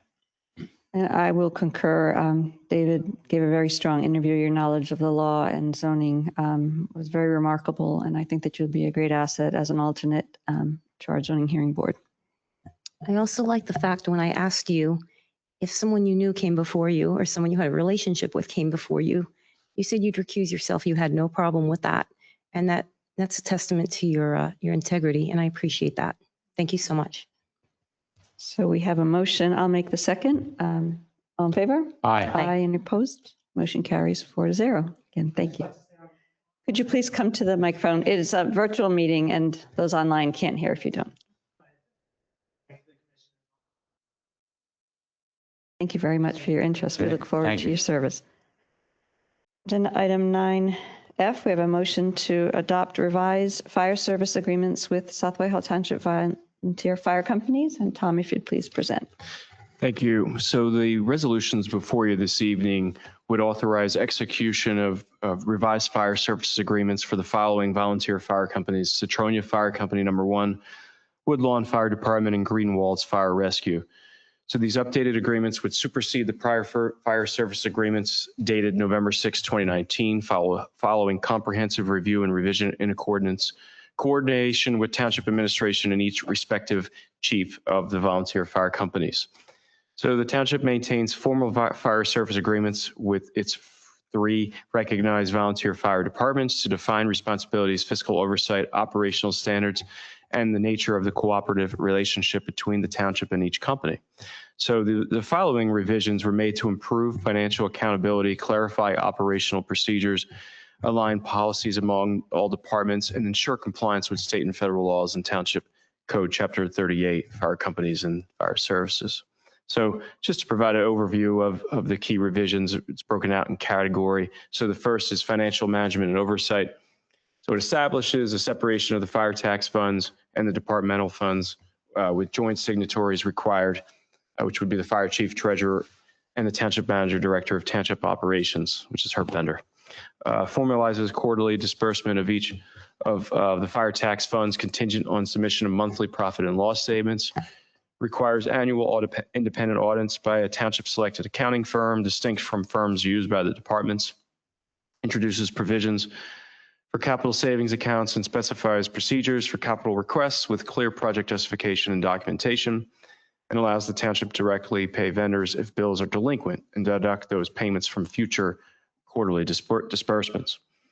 So operational standards reinforces compliance with township policies on non-discrimination, harassment, confidentiality, and social media, requiring annual training for volunteers and leadership, specifically to non-discrimination and harassment. Clarifies that members remain under the oversight of both the fire chief and the township manager when providing township fire services. Updates facility use policies to prohibit political activity and require township pre-approval for structural alterations exceeding $1,000. And by that meaning political activity within the fire station itself. Reporting and accountability requires monthly operational activity reports, including incident data, injuries, and training summaries, and quarterly personnel activity reports. Establishes mandatory cooperation in strategic planning and operational studies initiated by the township. Specifies consistent record keeping at each fire station available for township inspection. Insurance and risk management clarifies insurance responsibilities. The township provides vehicle and workers' compensation coverage for township-owned apparatus and registered volunteers. Departments must maintain professional liability, general liability, and property insurance for their assets. And it formalizes an immunity acknowledgement under applicable Pennsylvania statutes. Governance and termination retains a one-year automatic renewal with revised termination notice periods, 120 days by the township, 180 days by the department. And it requires submission of updated articles of incorporation and bylaws to the township following any applicable amendment. So I just want to reference the fact that during this process of reviewing, we had amicable discourse between the fire chiefs and the township. And I'd like to thank township staff for their involvement, specifically finance and Jennifer Aldifer and Herb Bender. Everyone did a great job in trying to make these agreements more efficient for everyone involved and holding everyone accountable as well. Excellent, Tom. Thank you. I'll reiterate, thank you, Tom, Herb, Finance, and to our volunteer fire chiefs for working closely with township staff for the review and update of these agreements. We appreciate all of your leadership, and it's vital to maintain the efficient, safe service of our fire services. And we're very grateful to have 3 vibrant fire companies in this township, 2 of which have passed the 100-year mark of a history of rich volunteerism, and the 3rd is right behind. So we're very fortunate for the community fire safety they provide, as well as just the community service. So I'm grateful for everyone involved, and certainly I'm in agreement with moving these updated, revised agreements forward. I'm going to take them one at a time for each individual fire company, and after I read them, we can have any board comment before we take a vote. The first is a resolution of the Board of Commissioners of the Township of South Whitehall, Lehigh County, Commonwealth of Pennsylvania, approving the execution of a revised fire services agreement between South Whitehall Township and Citronia Fire Company Number 1. Is there any discussion from the board? Any questions? Any public comment? Any online? Do I have a motion to adopt said resolution as presented? So moved. Second, all in favor? Aye. Aye. Any opposed? Motion carries 4-0. We have a resolution of the Board of Commissioners of the Township of South Whitehall, Lehigh County, Commonwealth of Pennsylvania, approving the execution of a revised fire services agreement between South Whitehall Township and Community Fire Company Number 1, doing business as Greenwald's Fire Company and Greenwald's Fire Rescue. So any comment from the board? Any public comment? Any online? Do I have a motion to adopt said resolution as presented? I'll make that motion. Is there a second? All in favor? Aye. Aye. Any opposed? Motion carries 4-0. And third, we have a resolution of the Board of Commissioners of the Township of South Whitehall, Lehigh County, Commonwealth of Pennsylvania, approving the execution of a revised fire services agreement between South Whitehall Township and Woodlawn Fire Department. Is there any board comment? Any public comment?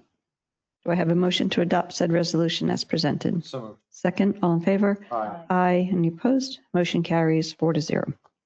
Agenda item 10A, we have a motion to approve PATA Property LLC, 1670 Church Road, improvements, security release, certification.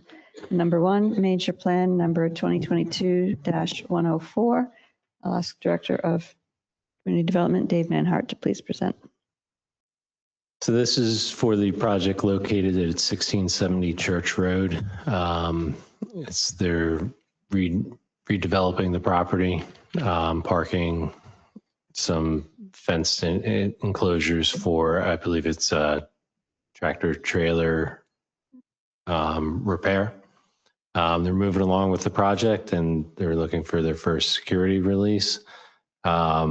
After this release, there would still be roughly $700,000 in security. We have no objections to it. Thank you, Dave. I'll ask Township Engineer Tony Talleride if you have any comments for the board. Yeah, like Dave said, we're releasing $1 million. We have 700,000 left.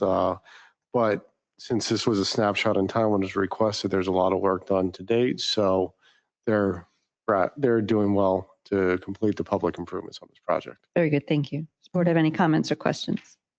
Any public comment? Any online? Do I have a motion to approve said motion? Motion is second. All in favor? Aye. Aye. Motion carries 4-0.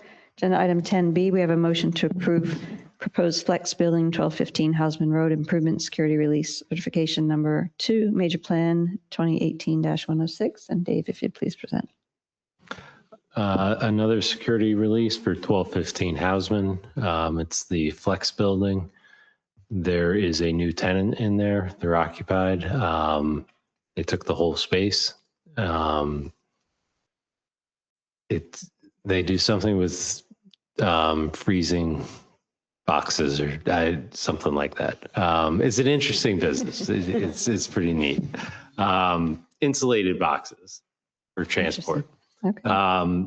They're really close to wrapping the project up. So this is the security release. I think the next one will get them into maintenance. Very good. Tony, any comments for the board? Yeah, actually, Dave's 100% correct. We actually did a final inspection already on this. So there's punch list items and really the remaining money is for the punch list. Excellent, thank you. Does the board have any comments or questions? Public comment? I have a motion to approve said motion. All in favor? Aye. Aye. Motion carries 4-0. 10C, we have a motion to award the automated red light enforcement Arley grant contract for Hamilton Boulevard and Lincoln Avenue. And Tom, if you'd please present. Thank you. So in March 2024, the township was awarded an automated red light enforcement grant that is funded by the Pennsylvania Department of Transportation. So the grant award was $554,855.31 with a township match commitment of $41,100.39. Total $595,955.70. So at the September 17th, 2025 Board of Commissioners meeting, the request for advertisement of the bid package was approved by the board. On October 23rd, Township received and opened 3 bids for the Hamilton Boulevard and Lincoln Avenue intersection improvement project. The bid tabulation was included in your packets. So the bid was publicly advertised once in a local publication as required by law. Additionally, 89 potential bidders downloaded and reviewed the bid documents via the Penn Bid website. So the Township Administration is respectfully requesting a motion to award the contract to Grace Industries, the low responsible bidder, for $581,968.70. So Grace Industries has been awarded contracts for other projects within the township, including the Jordan Creek Greenway segments 41 to 45 project, which was successfully completed in 2024. And we have no reservations in awarding another contract to this firm. And this project would be included then in the 2026 budget, which it is for capital project, and it's within the budgeted parameters. Excellent. Thank you, Tom. Thank you to the finance staff for tabulating the bids for the board's review. And again, thank you to staff for seeking grants to help with this project. Does the board have any comments or questions? Is there any public comment? Any online? Do I have a motion to approve said motion? Second. All in favor? Aye. Motion carries 4-0. 10D, we have a motion to approve advertising and placement of vehicles and equipment on municipal auction site. And Director of Operations Herb Bender, please present. Thank you. Public Works Department is respectfully requesting permission to advertise vehicles and equipment for auction on the municipal website. Attached to this memo is the complete packet listing the vehicles and equipment that will be placed on municipal. As per resolution 2023-120, either individual or lots of items of a estimated fair market value of less than $2,000 does not need board approval. However, those pieces of equipment are still included in the packet for your reference. The revenue generated from the sales of the vehicle and equipment will be put in the capital reserve fund to help offset costs to future new vehicles and equipment purchases. The conservative estimated total of this year's vehicle and equipment sales is $25,200. So all we're looking for is a motion to advertise and to place on municipal after it is advertised like we have to do. Excellent, Herb. Thank you. Again, thank you to staff for assisting you with this compilation of vehicles. And thank you for including those that are under the threshold so the board has that information to review as well. Does the board have any comments or questions? Any public comment? Do I have a motion to approve said motion? Second. Motion is second. All in favor? Aye. Motion carries 4-0. 10E, thank you, Herb. Motion to enter into a 5-year wide format printer scanner lease agreement with Top Business Solutions, Delage Landon Financial. Yes, so this memo is to request permission from the board to enter into a 5-year printer scanner lease agreement with Top Business Solutions, DeLang Landon Financial. So the purchasing department received 2 quotes for a new wide format printer scanner. So the machine is primarily used for printing and scanning plans and maps for community development. We are actually still working through the ability to create signs on vinyl material, and it is our understanding we will not be able to use this machine for that. That's new information as of today. But we're still going to come up with alternate ways to do that, to effectuate that plan. Current lease doesn't expire until January of 26, but because prices have been increasing, we'll need to hold prices to ensure the township is paying the least amount possible monthly. So the agreement would be based upon the following. Top Business quoted from CoStars, which follows the guidelines of township purchasing policy. The township has had many years of excellent service from Top Business with their staff and the products they supply. And Top Business offers better maintenance and warranty for the printer scanner. So we would request to approve the lease with Top Business Solutions for the term of 60 months at $394.16 per month. Thank you, Tom. Again, thank you to Donna Zacharou-Lagonia for her hard work tabulating this information for the board. Does the board have any questions? Any public comment? Do I have a motion to approve said motion? So moved. Second. All in favor? Aye. Motion carries 4-0. Agenda item 11, boards and commissions. Tom, if you please update our upcoming meetings. Thank you. So upcoming meetings and events with details to be posted on the township website are as follows. Monday, November 10th, 7 p.m. is the Parks and Recreation Board. Tuesday, November 11th, 6 p.m. is the Crime Watch meeting. Wednesday, November 12th, 10 a.m. is the Civil Service Commission meeting. Thursday, November 13th at 7 p.m. is the Planning Commission meeting. And Wednesday, the 19th of November, 7 p.m. Board of Commissioners meeting. Thank you, Tom. We have no direction discussion. Agenda item 13, courtesy of the floor. Is there anyone with public comment for the board this evening? Is there anyone online? Hearing and seeing none, I need a motion to authorize payment of invoices and disbursements. So moved. Second, all in favor? Aye. Aye. Motion carries 4-0. We have no executive session to schedule. I need a motion to adjourn. Moved. Second, all in favor? Aye. Aye. Motion carries. This meeting is adjourned.